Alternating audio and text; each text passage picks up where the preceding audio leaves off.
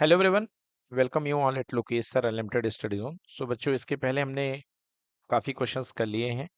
अब अगली क्लास में हम लोग क्वेश्चन नंबर 17 और बाकी के बचे हुए क्वेश्चंस करेंगे। आइए देखते हैं सबसे पहले क्वेश्चन नंबर 17 क्या कह रहा है। क्वेश्चन कह रहा है कि a battery of EMF E and internal resistance small r is connected to a rheostat. तो देखिए, ये बैटरी है और इसका इंटरनल रेजिस्टेंस स्मॉल आर है।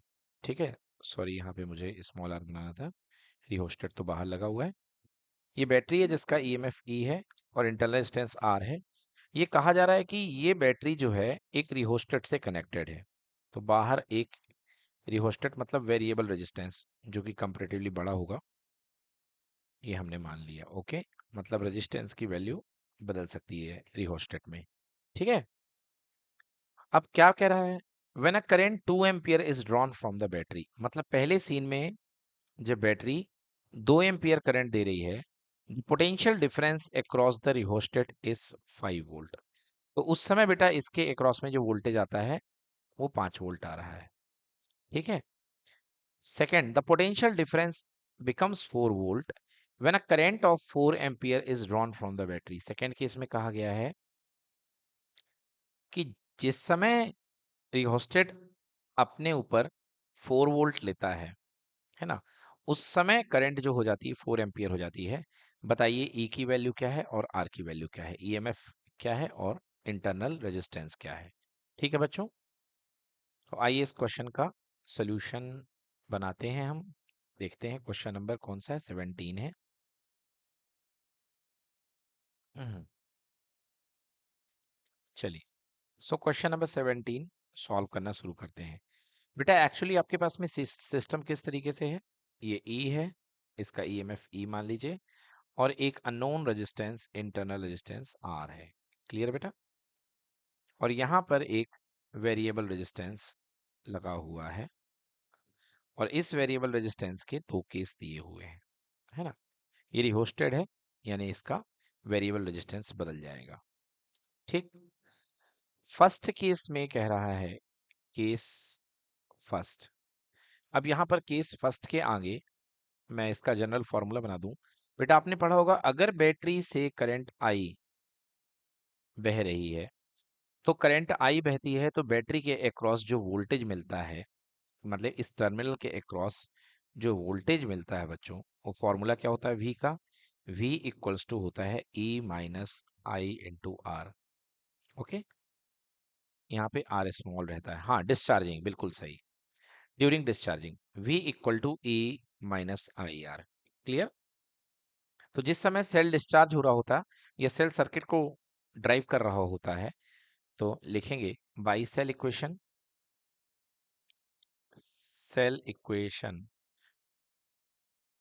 है ना, cell equation V equals to E minus I into r. Clear कि नॉट क्लियर बेटा, तो यहां से E इक्वल्स टू कितना आ जाएगा, V plus I into small are. Clear, इसे आप इक्वेशन नंबर ए दे दें। ठीक है, अब चलिए केस नंबर फर्स्ट, इसमें दो केस बनेंगे। केस नंबर वन है जब करंट की वैल्यू दे रखी है आपको 2 एम्पियर, है ना, करंट आपके सामने दे रखा है I इक्वल्स टू 2 एम्पियर, उस समय ड्रॉप होने वाला वोल्टेज कितना दे रखा है, 5 वोल्ट। देखिए क्वेश्चन में जिस समय करंट आपकी देखिए यहाँ पे करंट 2 एम्पियर है, उस समय रिहोस्टेट के क्रॉस कितना ड्रॉ होता है वोल्टेज, 5 वोल्ट। क्लियर, मतलब एक्सटर्नल आउटपुट वोल्टेज जो आपको मिलेगा वो 5 वोल्ट मिलेगा। मिलेगा कि नहीं मिलेगा, ठीक है ना। तो आप क्या लिखेंगे इस इक्वेशन से, सो केस नंबर वन के लिए E इक्वल्स टू V की जगह 5 प्लस करंट कितना है 2 और रेजिस्टेंस कितना है R। इक्वेशन नंबर वन, बताइए हो गया कि नहीं हो गया। अब केस नंबर 2 ले लीजिए बेटा। केस नंबर 2 में कह रहा है कि करंट जो है वो 4 एम्पियर हो गई है, करंट देखिए 4 एम्पियर हो चुकी है और जो वोल्टेज हो चुका है वो 4 वोल्ट हो चुका है। तो सेकेंड केस में आप लिख सकते हैं कि whenever I equals to 4 ampere then voltage equals to 4 volt. Yes और no, so E equals to कितना आ जाएगा, वोल्टेज की जगह 4, करंट की जगह 4 into r. Relation number 2, clear कि नॉट क्लियर। अब ये दो इक्वेशन आपके पास में आ चुके हैं। देखिए, तो by solving first and second, हम फर्स्ट और सेकंड को सॉल्व करके पहले आर की वैल्यू निकाल लेते हैं, फिर ई की वैल्यू आ जाएगी। सो लिखेंगे बाई फर्स्ट एंड सेकंड। तो आप देखिए, फर्स्ट और सेकंड में दोनों के लेफ्ट हैंड साइड सेम है कि नहीं है? तो जब दोनों के लेफ्ट लेफ्ट ई ई है तो आर एच एस भी सेम हो जाएगा। मतलब 5 plus 2 small R equals to 4 plus 4 small are. Clear कि नॉट क्लियर? तो यहां से 5 minus 4 equals to 4 R minus 2 R. So यहां से 2 आर आ गया, 2 R equals to 1, R equals to 1/2 ohm. Clear कि नॉट क्लियर? सो रेजिस्टेंस हमारा आ चुका है, how much, that is equals to 0.5 ओम। अब इसके बाद में बेटा हमको वैल्यू निकालनी है वोल्टेज की, तो किसी भी क्वेश्चन से निकाल लीजिए, सॉरी ईएमएफ की। Now equal to 4 plus 4 r ले लो, कोई दिक्कत नहीं है, या इक्वल्स टू 5 प्लस 2 आर ले लीजिए by 1, E equals to 5 plus 2 small r. So 5 plus 2 into 0.5, right? तो बेटा कितना हो जाएगा, 5 प्लस 2 टाइम्स ऑफ 0.5 यानी कि हो जाएगा 1, 0.5 का डबल 1। तो आंसर कितना हो गया, 6 वोल्ट। कितना आ गया बेटा, 6 वोल्ट, या 6 कैपिटल भी लिख दीजिए।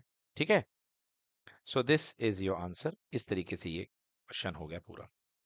बच्चों एक चीज मैं आपको अपनी तरफ से ऐड करके बताना चाहूंगा, जब भी बेटा आप सेल को डिस्चार्ज करते हो, यानी कि सेल से करंट मांग रहे होते हो, है ना, तो सेल से अगर करंट निकल रही होती है, ये देखिए प्लस से लेके माइनस करंट जा रही है सेल से, है ना, ठीक है ना, तो अगर सेल से करंट जा रही होती है तो उस समय इसके टर्मिनल पे जो वोल्टेज होता है वो होता है V, और V जो टर्मिनल वोल्टेज होगा that is equals to E minus I into r होगा।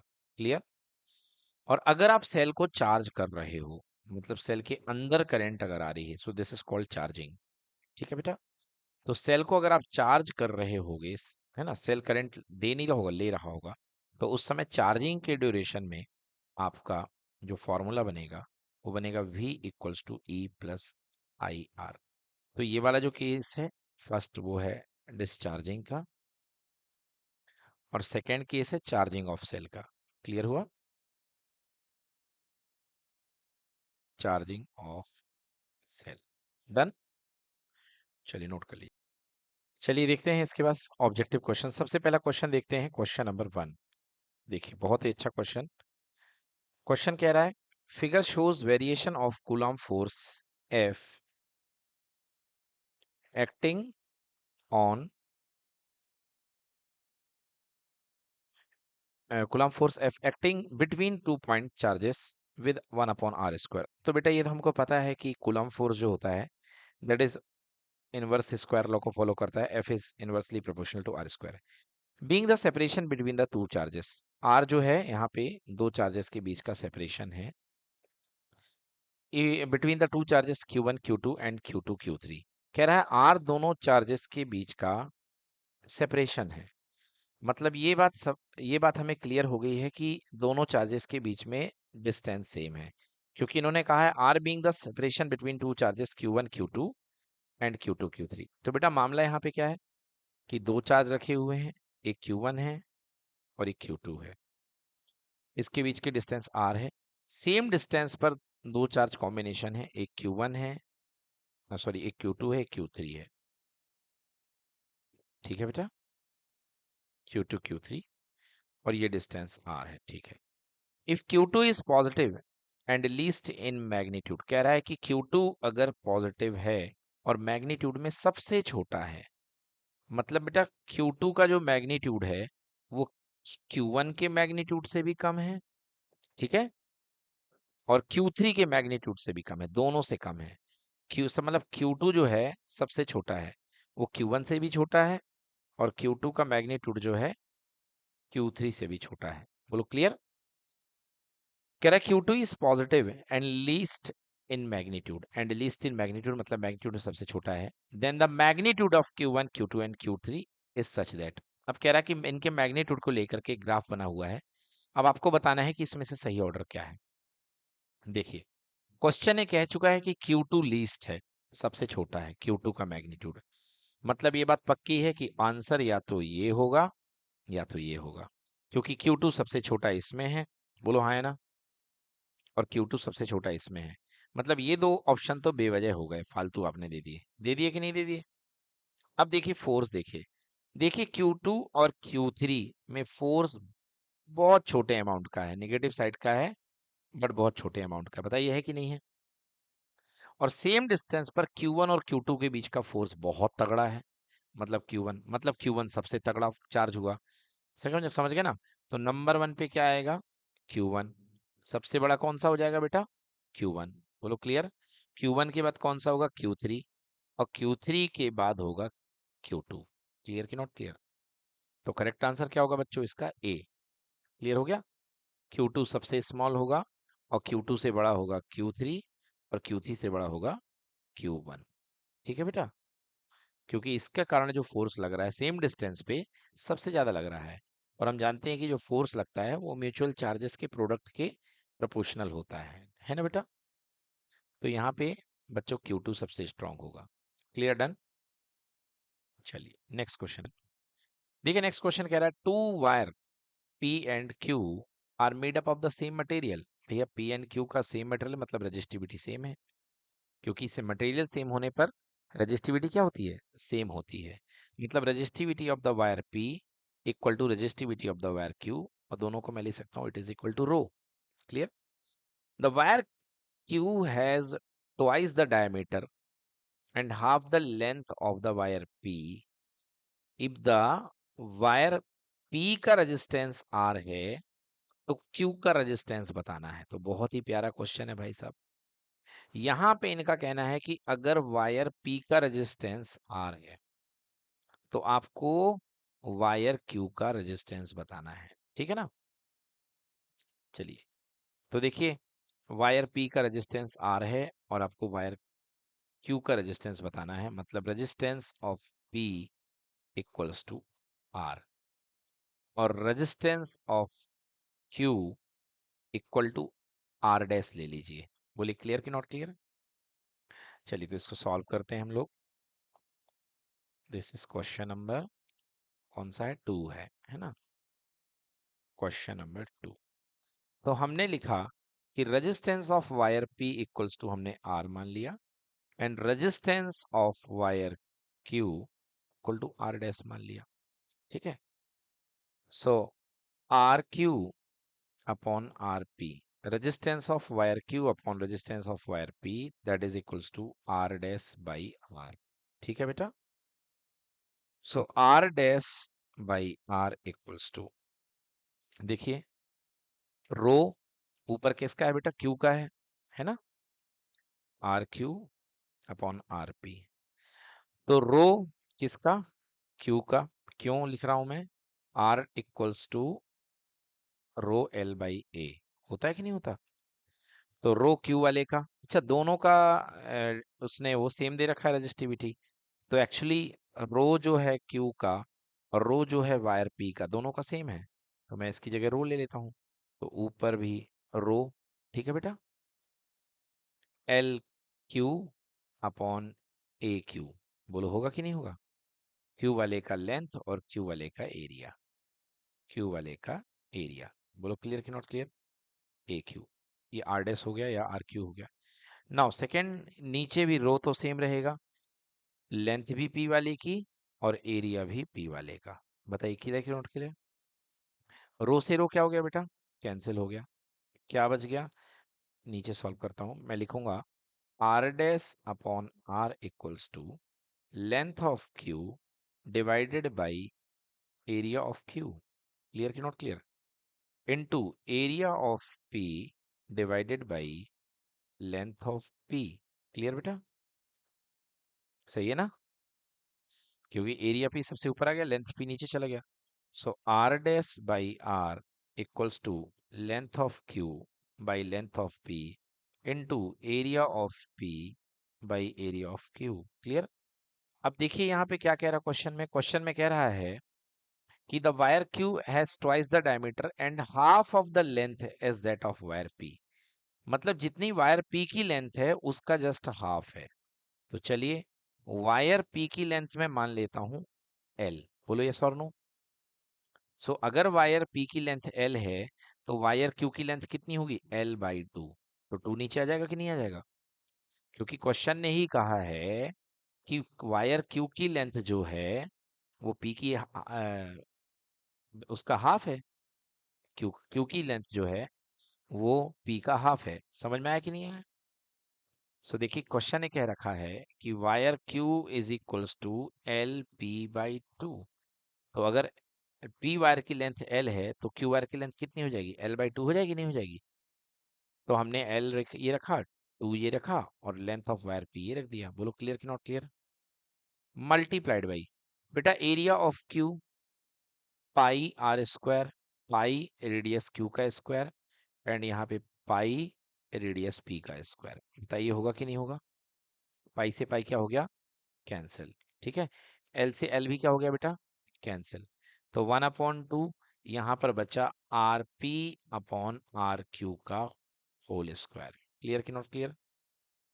अब देखिए क्या कह रहा है यहाँ पे, क्वेश्चन का कहना है कि the wire Q has twice the diameter of wire P. मतलब जो वायर क्यू का डायमीटर है जस्ट ट्वाइस है। समझ में आया। मतलब d Q, diameter of wire Q equal to twice of diameter of P. बोलिए सोनू।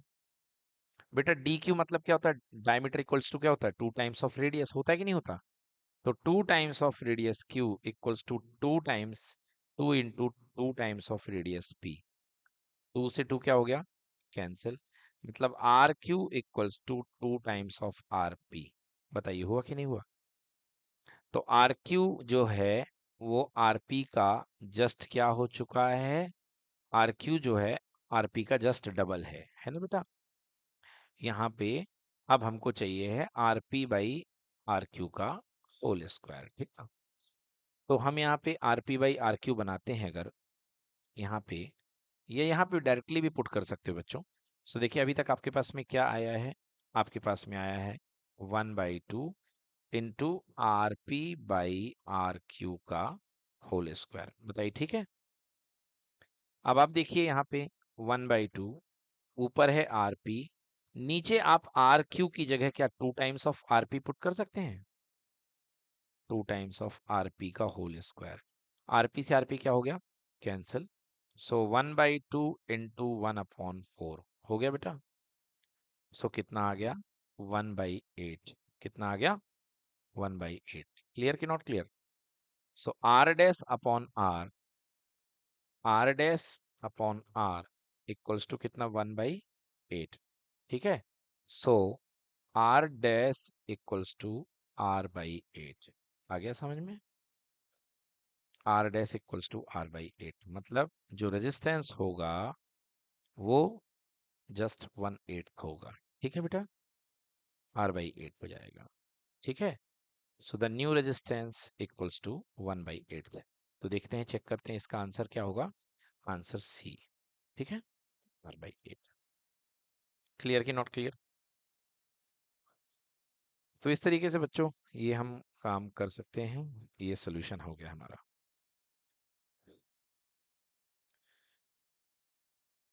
देखिए बच्चों, अगर आपकी प्रैक्टिस खूब हो जाती है तो इस क्वेश्चन को आप बहुत शॉर्ट में भी कर सकते हो। कैसे कर सकते हो, देखो बेटा, आप जानते हो R equals to rho L by A होता है। ठीक है ना, तो रो बदल नहीं रहा है, तो मतलब आर केवल किस पे डिपेंड करेगा बेटा, rho, R is proportional to L by A पे। बोलिए हाँ है ना। अब देखिए कैसे करोगे, आर जो नया आर डैश है दैट इज प्रोपोर्शनल टू, बेटा एल की जगह आपने देखा है ना उसने L/2 कर दिया कि नहीं कर दिया। और एरिया होता है बेटा पाई आर स्क्वायर। एरिया कितना होता है, पाई आर स्क्वायर। तो एरिया की जगह पाई और यहाँ पे आर का स्क्वायर, और नई वाली रेडियस कितनी हो चुकी है, जस्ट डबल, तो 2r का स्क्वायर। बताइए क्लियर कि नॉट क्लियर। तो आर डैश इक्वल टू, सब कुछ करो, देखो 2 यहाँ से आएगा और यहाँ से आएगा 4, तो 2 4 जा कितना हो गया, 1/8। क्लियर हुआ कि नहीं हुआ।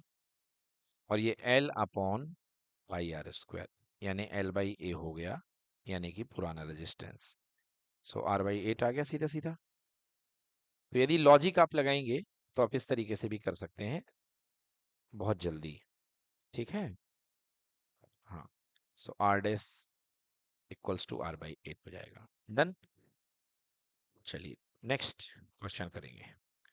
देखिए बच्चों नेक्स्ट क्वेश्चन बहुत अच्छा क्वेश्चन है, ठीक है। देखिए कैसा क्वेश्चन, ये जो क्वेश्चन किस कंसेप्ट पे दिया गया है, ये क्वेश्चन इस कंसेप्ट में दिया गया है जो आपको हमने पढ़ाया था कि अगर आपके पास किसी मैग्नेटिक फील्ड में यूनिफॉर्म मैग्नेटिक फील्ड लिया जा रहा है, देखिए ठीक है बेटा, ये यूनिफॉर्म मैग्नेटिक फील्ड है और इसमें आपने एक एल लेंथ का कंडक्टर रख दिया है। ये क्या है बेटा, एल लेंथ का कंडक्टर है ये, this is conductor having length L.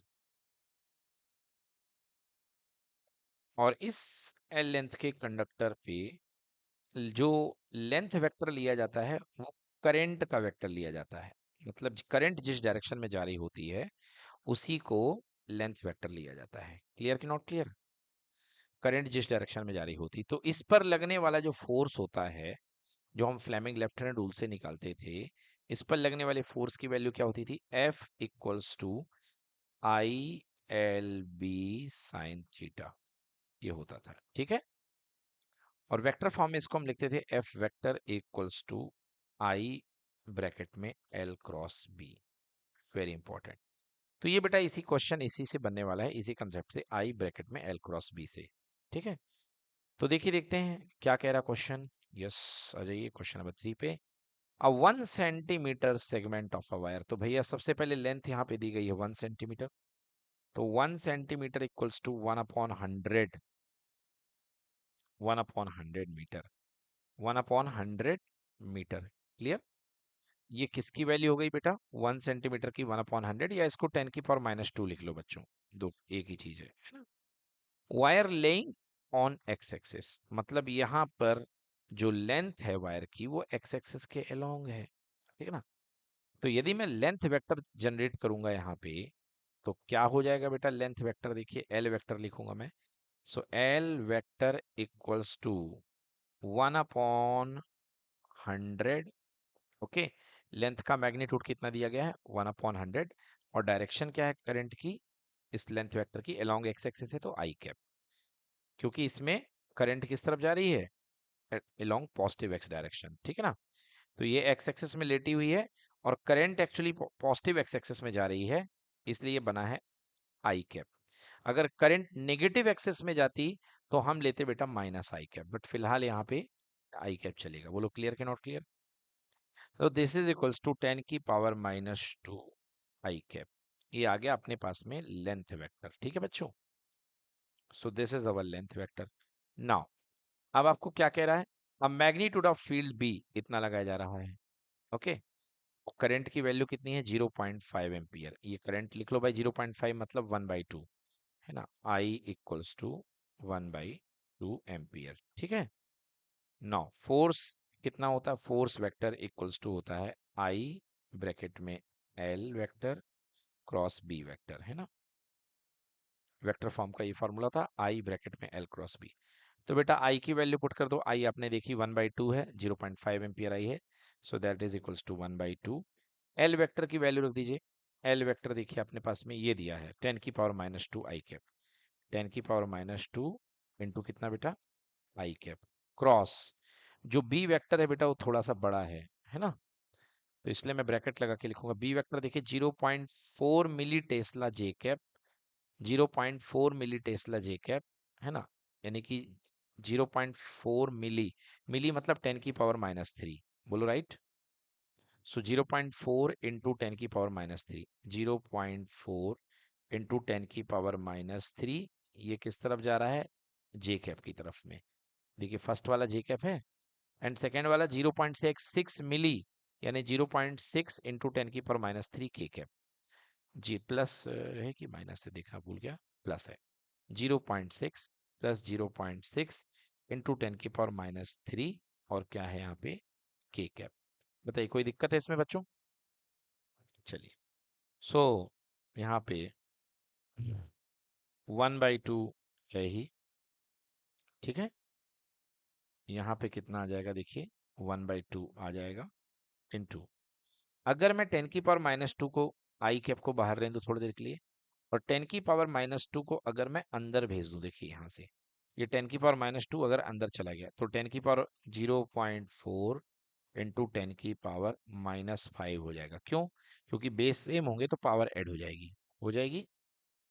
और प्लस सॉरी यहाँ जे कैप भी आएगा, प्लस 0.6 इंटू 10⁻⁻5, ये हो गया के कैप। ठीक है बेटा, इससे भी हो गया। डन, कोई दिक्कत? चलिए बहुत बढ़िया।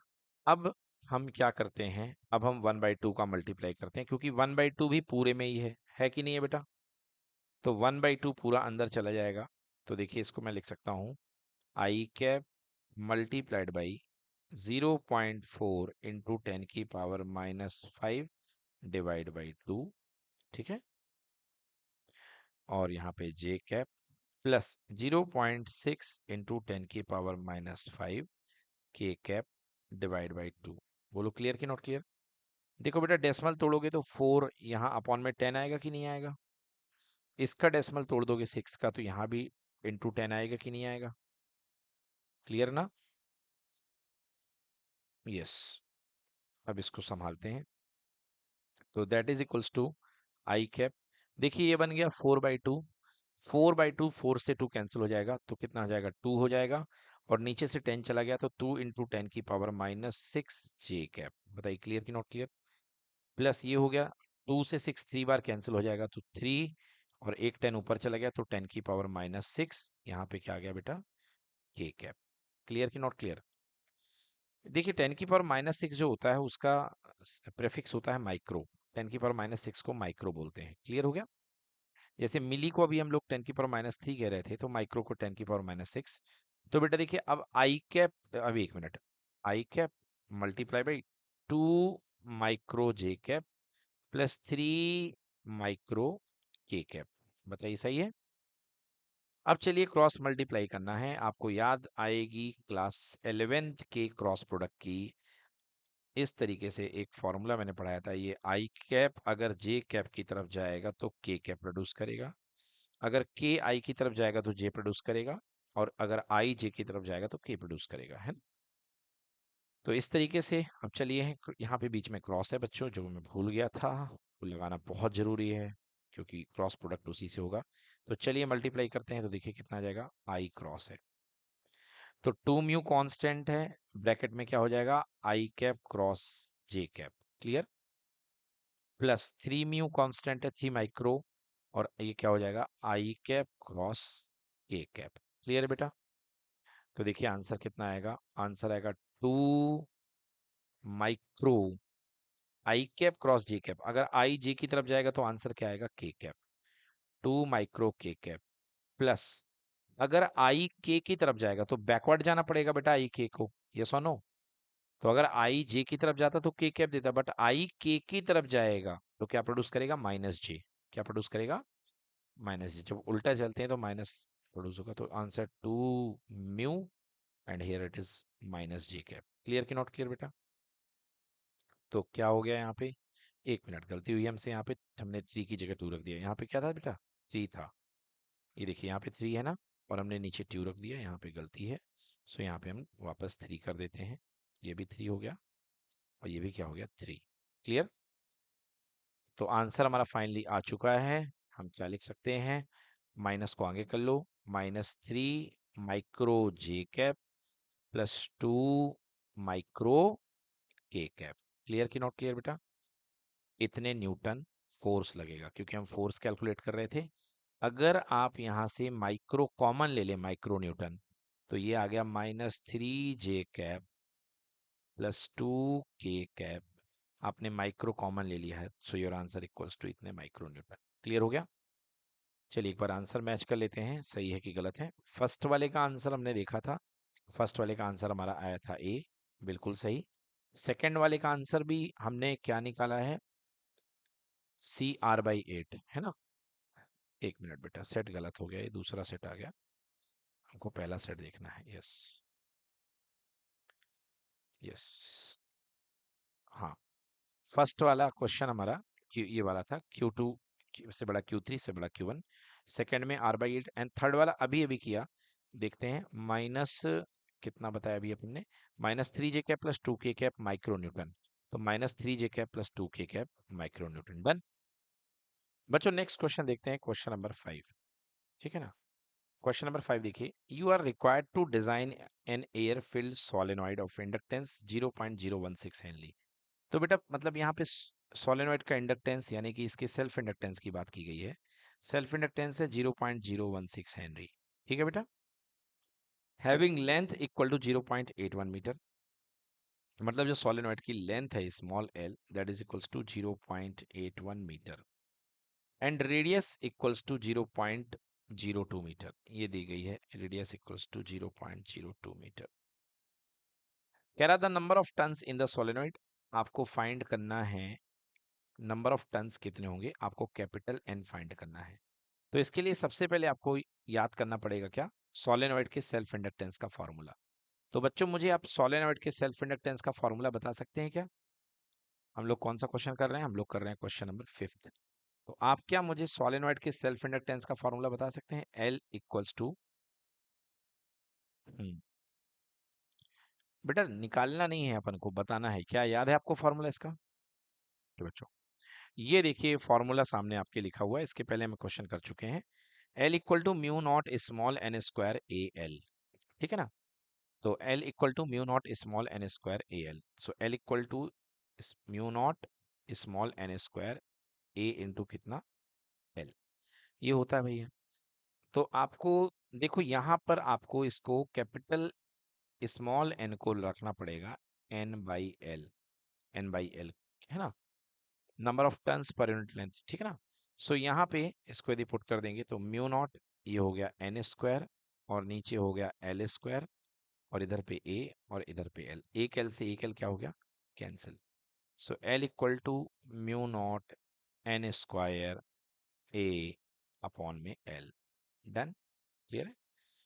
तो अब आपके पास में देखिए म्यू नॉट की वैल्यू पुट करनी है आपको, सबकी वैल्यू पुट करनी है ना, और फिर एल की वैल्यू दी गई है एंड फाइनली आपको क्या निकालना है, आपको निकालना है एन, नंबर ऑफ टर्न्स। तो मैं लिखूंगा एल इंटू स्मॉल एल, ठीक है ना, और अपॉन में म्यू नॉट, ठीक है, into N S into into A, sorry, mu naught into कितना ए। क्या यहाँ पे एन स्क्वायर बचेगा कि नहीं बचेगा, बिल्कुल बचेगा क्योंकि आपने एन स्क्वायर को रोक लिया। तो एल इंटू स्मॉल एल ऊपर चला गया और म्यू नॉट ए नीचे आ गया। एन स्क्वायर क्यों रोका, क्योंकि हमको नंबर ऑफ टर्म्स चाहिए है। अब देखिए एल मतलब इंडक्टेंस, तो इंडक्टेंस क्वेश्चन में कितना दिया गया है, 0.016। ठीक है। तो यहाँ पे वैल्यू पुट कर दीजिए 0.016 इनटू, अब एल स्मॉल का मतलब क्या होता है, लेंथ ऑफ द सोलेनॉइड। तो यहाँ पे जो सोलेनॉइड की लेंथ दी गई है आपको, वो कितनी दी गई है, length of the solenoid equal to 0.81 metre, ये दी गई है। ठीक है ना।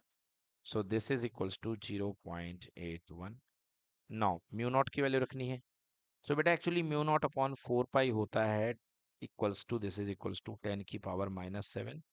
सो म्यू नॉट इक्वल्स टू हो जाएगा 4 पाई इंटू 10 की पावर -7, राइट। तो म्यू नॉट की वैल्यू हो गई 4 पाई इंटू 10 की पावर -7 के। म्यू नॉट अपॉन 4 पाई इतना हो गया और म्यू नॉट की वैल्यू हो गई 4 पाई इंटू 10 की पावर -7। ठीक। और साथ ही साथ में यहाँ पे जो वैल्यू लिखेंगे एरिया की, all you know area equal to होता है पाई आर स्क्वायर, तो पाई इंटू आर का स्क्वायर। रेडियस यहाँ पे कॉइल की दी गई है हमें क्वेश्चन की, रेडियस इक्वल्स टू 0.02 मीटर, मतलब 0.02 का स्क्वायर लग जाएगा। ठीक है, 0.02 का स्क्वायर। भाई साहब बहुत बड़ी कैलकुलेशन है, अब इसके बाद इसको आप सॉल्व कर पाएंगे, है ना। तो चलिए सॉल्व करना सिखा देता हूँ आपको मैं। 0.016 into 0.81।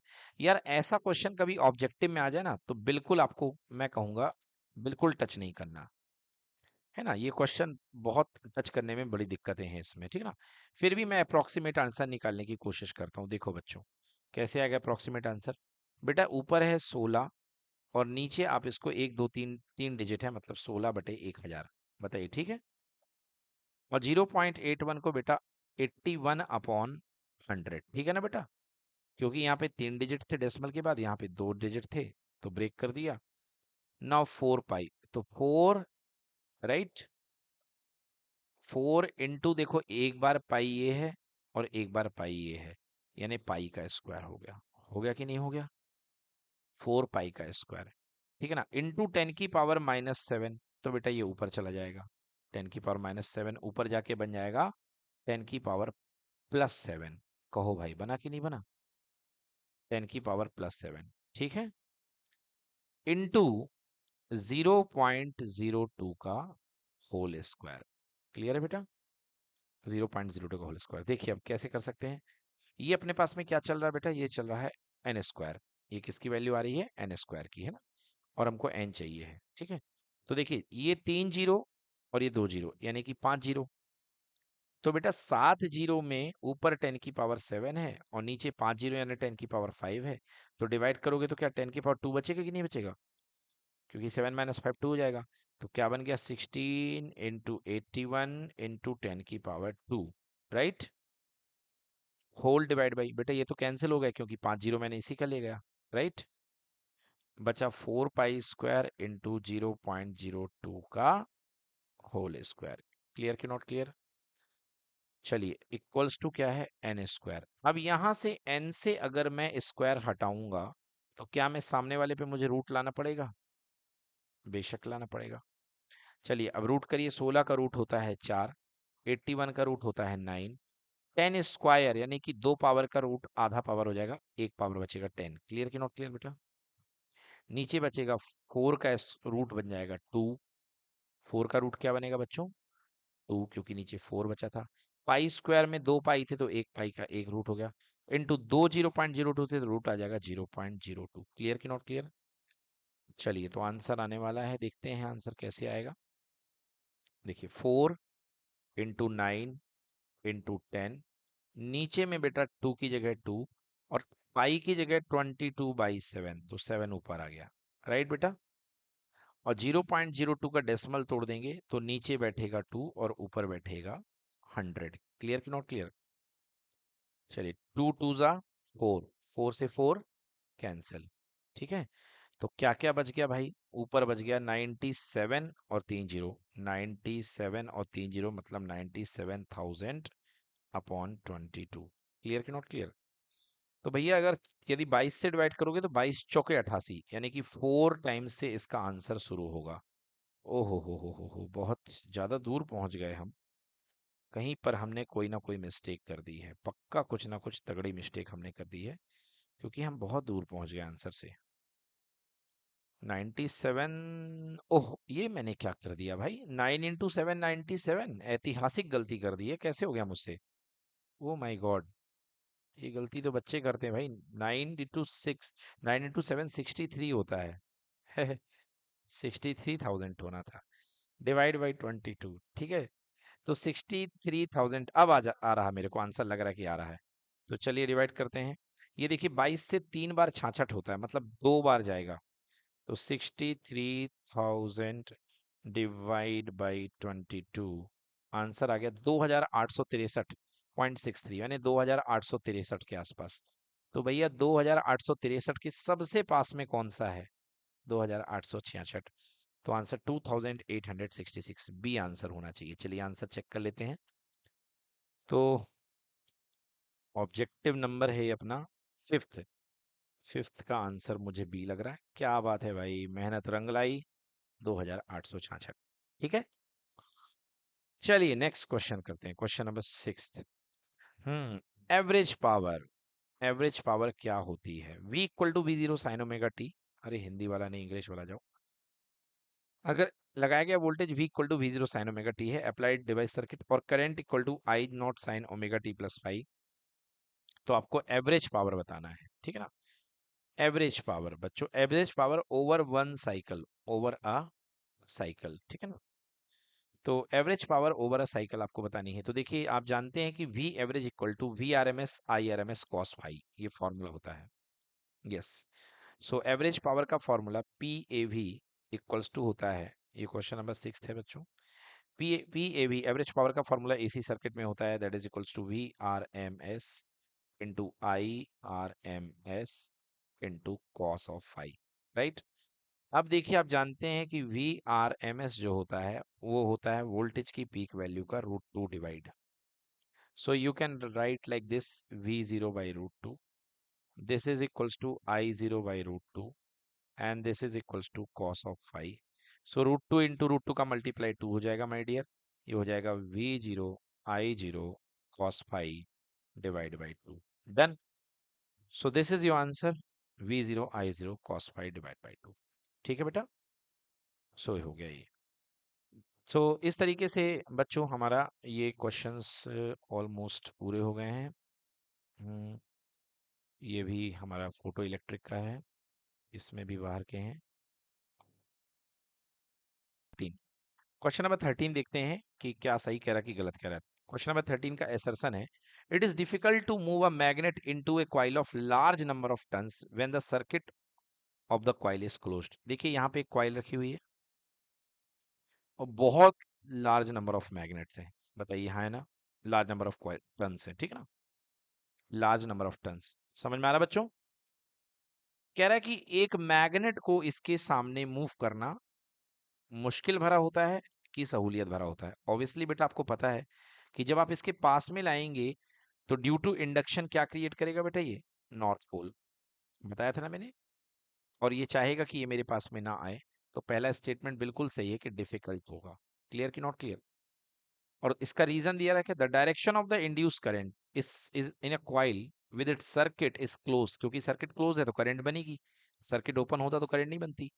Due to the motion of magnet is such that it opposes the cause, सही बात है, इसके कॉज का मतलब इसके मोशन का अपोज करेगा, तो रीजन भी ट्रू है और इसका करेक्ट एक्सप्लेनेशन है। सो 13 का आंसर होगा हमारा ए, both assertion and reason are true and reason is the correct explanation of, ठीक है ना, ए assertion, तो इसका आंसर ए बिल्कुल सही है। डन हो गया ये।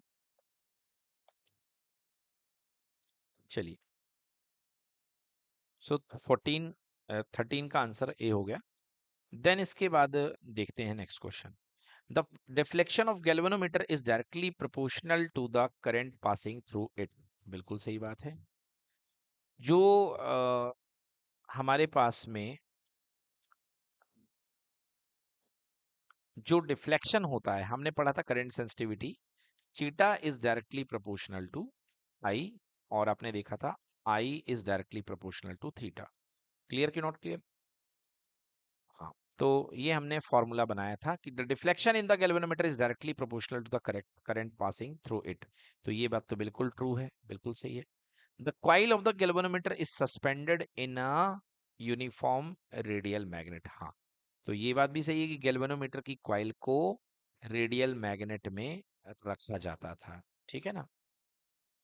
अब यदि रेडियल मैग्नेट में रखा जाता था, क्या इसका रिलेशन डायरेक्टली प्रोपोर्शनल होने से है या नहीं है? तो बिल्कुल इसका रिलेशन डायरेक्टली प्रोपोर्शनल होने से है। क्यों? क्योंकि यहाँ पे theta is equals to 90 degree हो जाता था रेडियल मैग्नेट की वजह से, और आई प्रोपोर्शनल टू थीटा आ जाता था। क्लियर हो गया? आई प्रोपोर्शनल टू क्या आ जाता था बेटा? थीटा आ जाते थे। डन। तो इसका करेक्ट आंसर 14 का क्या होगा? 14 का भी ए होगा। Both are correct and assertion, sorry, reason is the correct explanation of assertion। तो आंसर एक देखते हैं 14 का एक बार। 14 का आंसर भी ए है ना, A and reason are true and reason is the correct explanation for assertion A. So this is done.